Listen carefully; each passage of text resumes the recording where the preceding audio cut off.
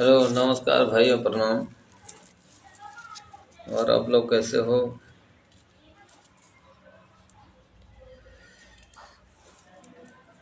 सबसे बड़ी बात है, मैं ये सोच रहा हूँ,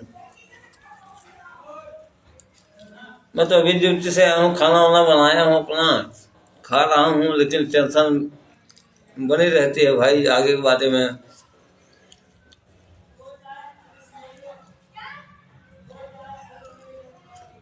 आदमी के जीवन में बहुत बड़ा योगदान होता है। परिश्रम करने से फिर फल मिलता है, सारे जानते हो।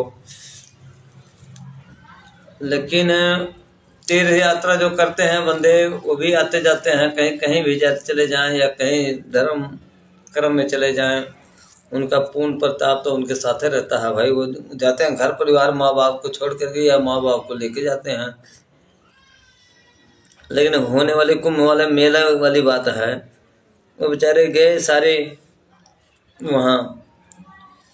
मान लिया जाए, यही नहीं समझ में आता है कि मृत्यु, अब मैं समझता हूँ मृत्यु मृत्यु होती है, आदमी मर गया तो मर गया।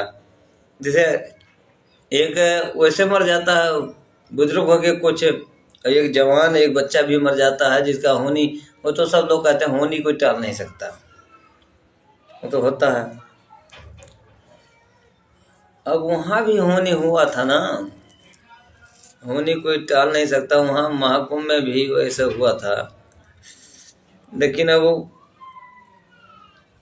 उद्धार होने वाली बात जो आई है, उद्धार होने वाली बात सुन रहे हैं, उद्धार वाली बात, उद्धार कैसे उद्धार हो जाता है? मैं सुनता हूँ ये आदमी मर जाता है, भाई तो भूत बन जाता है, भूत भाई जो भूत बन के डरवाता है सारे बंदों को, बच्चों को डरवाता है, घर में आके परेशानी करता है, सारे जो कथा वार्ता करते हैं इधर उधर हो जाए सुखाई कराते हैं। बताओ, घर का घर धान बिहान हो जाता है तो कैसे तृप्ति हो जाता है?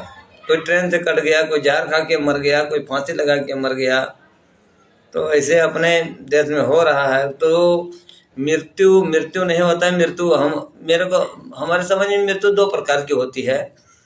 एक मृत्यु होती है, अकाल मृत्यु होती है। तो जो मृत्यु होती है तो अपना वो तो मर जाता है।